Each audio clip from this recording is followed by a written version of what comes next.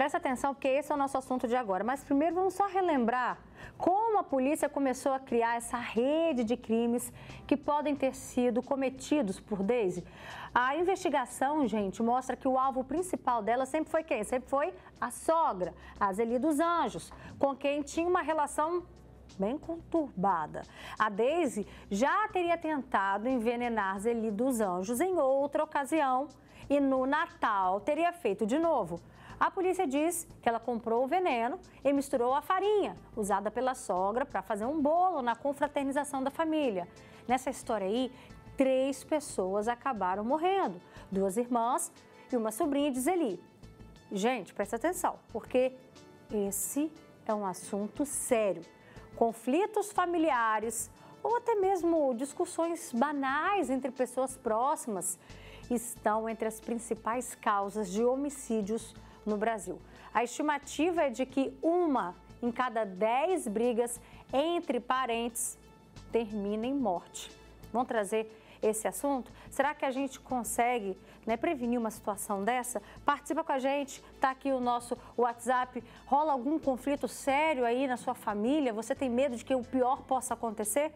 Vem cá, aqui no nosso estúdio, a gente recebe Mariana Kling, que é psicóloga. Muito obrigada, Mariana, pela sua participação. Obrigada pelo Boa tarde. convite. Boa tarde. A gente também recebe aqui, escuta só, a história tanto da Eva Vilma e também a história da dona Flaviane.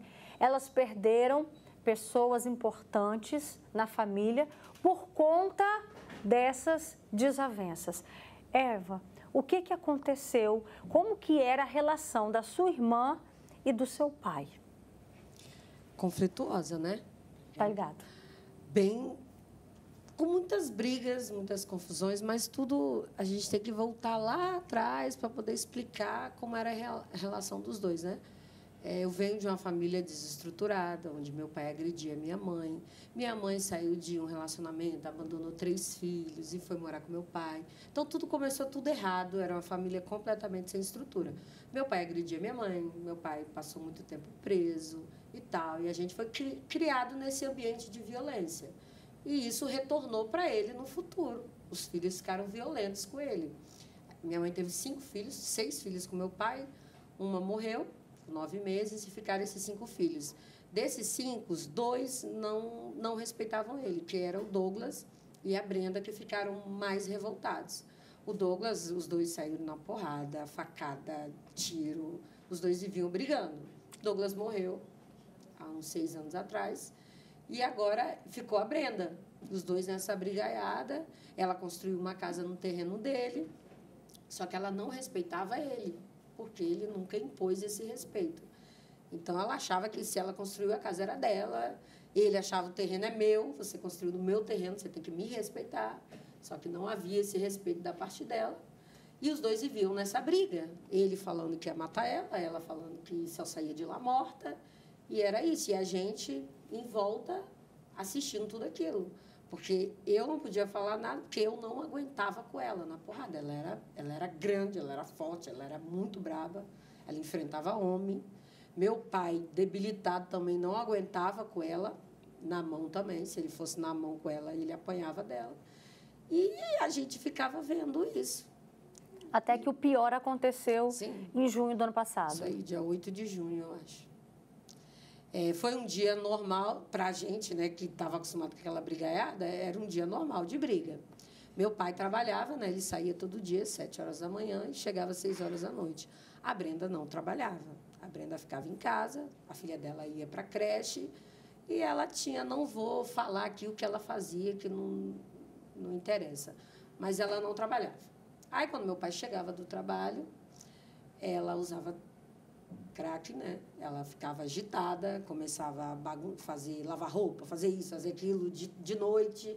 Aí meu pai ficava puto da vida com aquilo, que ele queria descansar e tal. Aí começavam as discussões.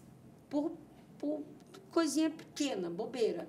Uma roupa, um quintal que não varreu. Eles começavam a briga com uma coisa pequena e aquilo virava algo gigantesco. Aí, quando eu ouvi eles brigando, eu fui, falei, meu filho, estava eu, o Henrique e meu bebezinho. Vamos sair daqui, porque eles vão começar a discutir e tal, vamos sair para a gente evitar isso. Aí eu saí, quando eu olhei para trás, meu pai foi e falou, eu vou acabar matando essa menina. Eu não dei ouvido porque eu pensei, ele não vai fazer isso. É a filha dele e tal. Essa menina está me afrontando. Eu vou acabar matando ela. Eu virei as costas e fui embora. Eu falei, não, é mais uma vez ele falando a mesma coisa. Ele não vai fazer isso. Fui lá para São Pedro, os dois ficaram lá discutindo.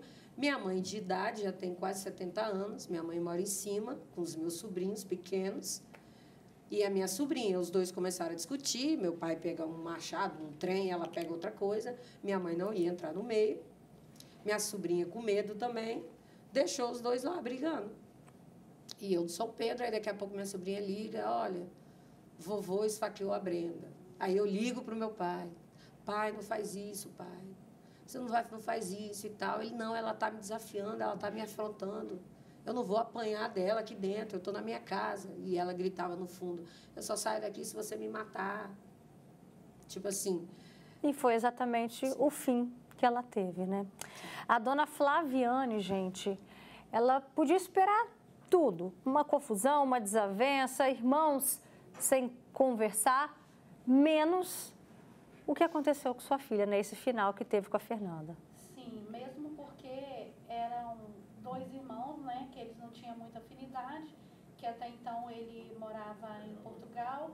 Nesse retorno... Eva, empresta o seu microfone para a dona Flaviane, por gentileza. Obrigada. Nesse momento que ele voltou para o Brasil, né, eles tiveram um reencontro e uma afinidade maior. E ela muito feliz por ele ter voltado, né, quis esse convívio.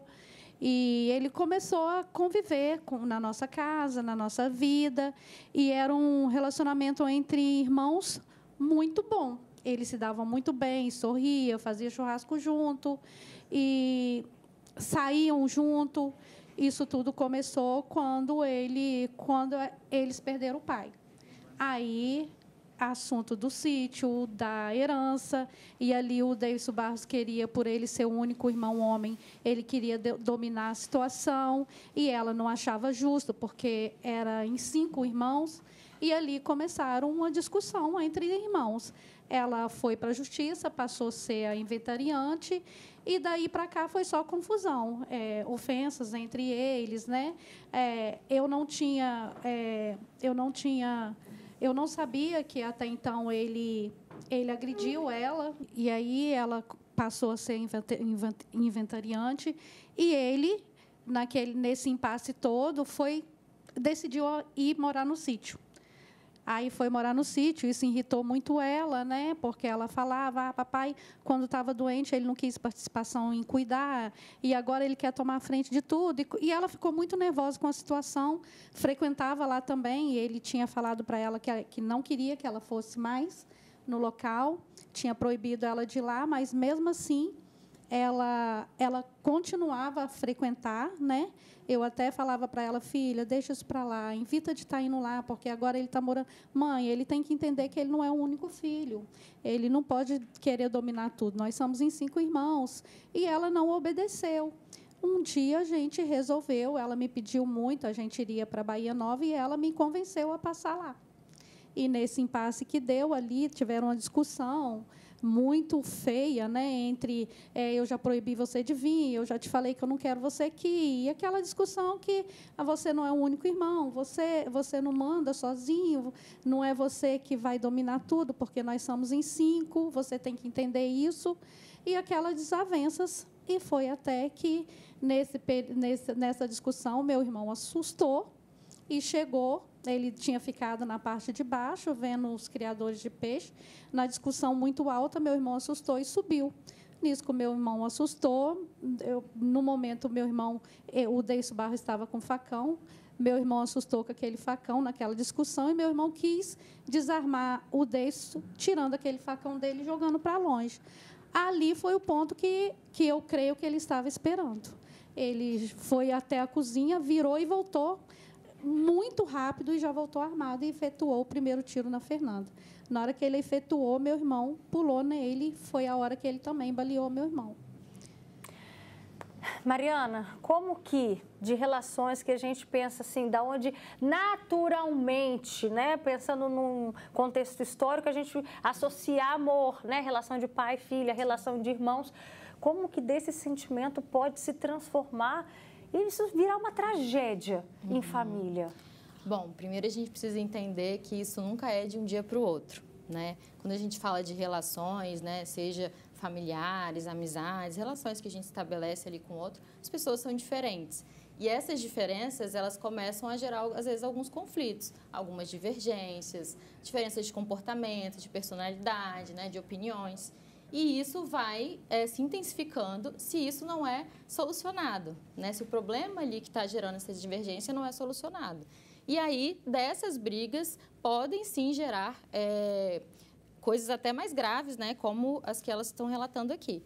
Mas isso leva um tempo, né? Para que aconteça, assim, né? Como elas duas relataram, isso foi aí com o tempo, né? De fato. Então, às vezes, tem alertas também, né? Que vão acontecendo ali, que são importantes de ter atenção e de olhar e ouvir de fato, né, aqueles alertas. Que alertas, por exemplo, né, diante dessas histórias aqui que elas narraram, como que o pessoal de casa pode perceber assim, que não está só numa discussão boba, que pode a qualquer momento sair uma faísca ali? Bom, primeiro entendendo como que essas brigas estão acontecendo, né? Se há ali, de fato, começa a ter, às vezes, uma agressão física, quando vai para uma agressão psicológica também, isso já é um sinal de alerta, até porque são sinais aí que a gente precisa ter um pouquinho de atenção. E, claro, quando vê ali que a outra pessoa está em risco, né? Ela trouxe aí algumas falas, né? Que às vezes a gente acha que é da boca para fora, né? E que às vezes no momento de raiva, porque esse sentimento de raiva ele vai tomando conta ali e às vezes vem no ímpeto e acaba acontecendo, né, essas tragédias. Então, são sentimentos ali que já vão sendo acumulados e aí é quando acontece e aí realmente, né, são coisas muito graves e que a gente precisa ter um olhar para isso. E geralmente, quando algo acontece, a família nunca mais volta a ser a mesma. Não é só uma vida que foi retirada ali daquele contexto familiar, né? A família inteira que é destruída. Como que você, como irmã, vê essa história, Eva? E como que o seu pai hoje, quando você vai lá como a única filha, né? A única pessoa, na verdade, que vai visitar o seu pai, o que você ouve dele? Que ele é um psicopata. Eu enxergo isso. Sempre foi. Ele não tem arrependimento, ele não tem sentimento. Não sei, é uma pessoa fria, completamente fria. Ele não se arrepende do que ele fez? Ele não se arrepende porque ele alega que, se não fosse ela, seria ele. Eu não estava lá, eu não posso afirmar que foi legítima defesa ou não. Quem vai dizer isso é a justiça. Mas é o que ele alega. Aí eu fico assim, por eu ser mãe, né, eu fico assim, cara, eu não teria coragem de matar um filho meu.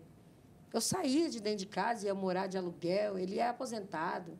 Poderia alugar uma casa e ir para outro canto e viver na paz dele. Mas ele preferiu ficar ali e fazer isso. Não sei, eu não posso julgar também, quem sou eu para julgar ele, mas eu não seria capaz. E eu fico assim, é meu pai, infelizmente, né? Eu não escolho o pai que eu tenho, foi o pai que Deus me deu, mas eu consigo ter essa noção de enxergar que ele não é uma pessoa normal, ele não é um ser humano normal. E ainda assim você cumpre o seu papel de filha? Sim, eu acho que é minha obrigação, eu acho, né? Minha família é completamente, todo mundo doido. Eu tenho uma irmã, essa foi assassinada, eu tenho um outro que foi assassinado, eu tenho outro que foi assassinado, uma família completamente estruturada. Tenho uma irmã que é viciada em crack há mais de 25 anos, tem 4 filhos. É uma família completamente estruturada. Então, não tem como eu julgar ele, porque eu também já vivi a vida, que eu já fiz coisas erradas também. Quem sou eu para julgar ele? Eu só faço a minha parte, vou lá, ó, seu advogado está aqui, você paga com sua aposentadoria, eu vou vir quando eu puder, e você tem que arcar com as responsabilidades das suas atitudes. Eu vou ser inocentada. Eu falei, não vai, porque isso é um feminicídio, é um crime hediondo, motivo torpe, você vai passar uns 15 anos aí, e é o justo, você não pode sair. Eu vou lá e falo desse jeito com ele. E ainda assim ela consegue ser forte, né? Diante dessa situação. Olha só, tem vários casos aqui, vários relatos que já chegaram para a gente no nosso WhatsApp. Você também pode participar. Você vive um conflito em família, ou então existem pessoas na sua família que se enfrentam e você tem medo de algo pior acontecer? Manda pra gente, a gente vai preservar a identidade das pessoas, viu? Tem uma pessoa que diz aqui, meu esposo foi preso por causa da minha cunhada. Eu tive que deixar minha casa, minha sorveteria para ter paz. Tem uma outra telespectadora que fala, boa tarde. Essa preferiu se identificar. Me chamo Sandra, a minha mãe faleceu fez 1 ano e o marido dela, que era o meu padrasto, me ameaçou de morte por causa de uma casa e um carro que estão no nome dela. Também tem outro relato, minha ex-cunhada não aceitava a separação do meu cunhado e acabou prejudicando o meu esposo. Ele foi preso pela Lei Maria da Penha, ficou 4 meses preso, eu só tive paz depois que eu me mudei, né, do bairro. Tem outra telespectadora que diz, eu, por causa de conflito com minha irmã e meus sobrinhos, me afastei para evitar coisas piores. Hoje não tenho contato com nenhum deles. Quando que é a hora de afastar, Mariana? Então, né, quando a gente entende aí que essas discussões estão acontecendo, que há ali o risco, né, para a vida daquela outra pessoa, é quando já ultrapassou ali o limite, né? E muitas vezes é preciso identificar quando vem esse limite, né, quando essas discussões estão intensas, e às vezes é até importante esse afastamento para que cada um possa fazer um tratamento, buscar uma ajuda, né? Porque às vezes esse diálogo ele realmente não é possível, né? Muitas vezes tem casos onde às vezes alguém da própria família tenta fazer, né, uma reaproximação, né? Mas ainda assim às vezes não é possível. E aí é preciso buscar, por exemplo, uma terapia, né, seja familiar ou uma terapia individual, cada um, para poder realmente tratar. E isso leva um tempo também, né? Porque mudar um comportamento não é de um dia para o outro. Então esse afastamento pode até ser saudável para que ambas possam aí se tratar e aí ver o que vai ser possível dessa relação daí em diante. E olha só, em dezembro do ano passado, nós mostramos aqui na TV Vitória o caso do irmão que matou o outro por conta de uma dívida, gente. Imagina como é que fica a cabeça desses pais. Esse caso aconteceu em Montanha, no interior do estado. Antônio de Jesus foi à casa do irmão, o José de Jesus, cobrar uma dívida de R$4.000. Aí houve uma discussão entre eles e Antônio foi morto com um golpe de facão. José ainda colocou fogo no corpo da vítima. E segundo o delegado que investigou o caso, em momento algum ele demonstrou arrependimento por ter tirado a vida do próprio irmão. E não para por aí não, nós também mostramos aqui na TV Vitória o caso do pai que matou o próprio filho depois de uma briga. Foi em Jardim Tropical, na Serra, em 2021. A vítima, o Eberson Correia Motim, de 28 anos, olha isso, jovem, ele morreu depois de ser esfaqueado pelo próprio pai, o Wilson Alves Motim, de 58 anos. Eles tiveram uma discussão durante uma confraternização dentro da casa da família. O Wilson disse que nunca teve a intenção de tirar a vida do filho, mas que cometeu o crime porque o Eberson estava bastante alterado e tentou agredir a esposa. Lembra que a gente até repercutiu na época esse caso aqui também no programa, é muito triste. E aí a gente tem uma mãe aqui, a Flaviane, embora o principal suspeito de tirar a vida da filha não fosse irmão por parte de mãe, apenas por parte de pai, como que era o seu sentimento como mãe da Fernanda, ver essa tristeza se arrastando por todo esse tempo, né, dessa desavença entre eles, entre irmãos? Acho que nenhum pai, nenhuma mãe fica feliz de ver irmãos brigados, né? Na verdade, eu ficava triste, porque até então era uma pessoa que vivia com a gente ali. Era da família para mim. E a gente gostava muito dele. Era um excelente profissional, né? E era uma pessoa do bem. Até acontecer tudo isso, eu nunca imaginei que isso pudesse acontecer, porque a gente tinha um carinho muito grande por ele. Até então, era uma pessoa tranquila, né? Tinha ali o seu nervosismo, aquele impasse do nervosismo, mas até então nunca com a gente ali. Então, é muito triste de se ver tudo isso acontecendo, não por uma pessoa estranha, e sim um parente. Fernanda, até então, por mais que eles estavam desentendendo, ela nunca imaginou, como a gente também não, que iria chegar a esse ponto, dessa barbaridade que levou a vida dela. E até hoje ele está solto? Até hoje ele está solto, a gente não tem notícias, né? A gente sempre pergunta, mas a resposta é sempre a mesma. E a gente vai vivendo com essa situação, essa tristeza, né? Da saudade, da perda. E buscando justiça, orando muito a Deus, porque a justiça de Deus a gente sabe que jamais falha. Ela vem com o tempo. E eu tenho me agarrado muito nisso. É claro que todos os dias da minha vida eu aposto, né, com o intuito, se alguém, Deus puder usar um anjo, né, que possa ver, que possa ter alguma notícia, que possa denunciar ele para a justiça, porque eu não desejo mal nenhum para ele, mas tudo que eu quero hoje, como mãe da Fernanda, é que ele pague pelo que ele fez, que esse crime não fica impune, não fica esquecido, porque ele sabe que ele foi uma pessoa da família e ele tem que pagar pelo que ele fez, ele tem que responder por esse crime. Olha só, tem mais comentários aqui de pessoas que vivem situações parecidas. Tem uma pessoa que diz, meu cunhado e a esposa dele só vivem fazendo conflitos também por causa de herança, ele só vive mandando mensagens de ameaças. Também tem outro relato de uma pessoa que diz, minhas filhas estão passando por um processo desses, o pai faleceu, aí os irmãos, na hora da divisão, houve uma concordância, mas depois vieram também outras ameaças. Enfim, a gente vê que esses crimes de proximidades, né, que geralmente acontecem entre pessoas da mesma família, pessoas que moram ali no mesmo quintal, isso é muito difícil depois de evitar. O que a gente pode fazer, talvez é antes. Enquanto familiar, igual aqui, a Eva, a dona Flaviane, alguém que está vendo aquilo acontecer, o que a gente também pode fazer por essas duas pessoas que estão em pé de guerra? Primeira coisa é tentar esse diálogo, né? Poder tentar conversar, tentar ouvir ambas as partes e tentar fazer ali alguma mediação. Se isso não é possível, é imprescindível buscar ajuda, né? Buscar por um psicólogo para que ambos possam tratar nessas questões, porque cada um tem uma história, né? Como ela falou ali, né?